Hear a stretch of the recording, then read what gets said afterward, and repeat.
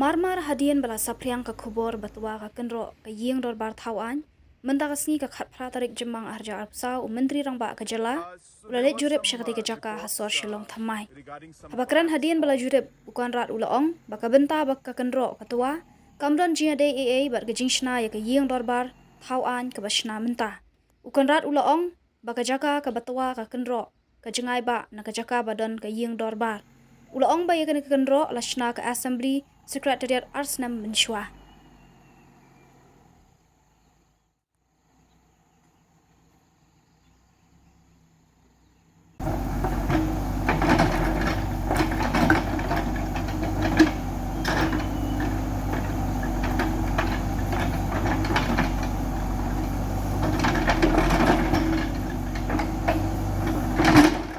So there was some reports regarding some collapse of the retaining wall here in the Assembly Secretariat, in the new Assembly complex. So I have come here today to look at this. I got a call yesterday from the Honorable Speaker, and he had asked me to also look into the matter. And after doing my preliminary investigation and findings along with the PWD, I have been informed that number one, this particular retaining wall has nothing to do with the main construction building that's going on.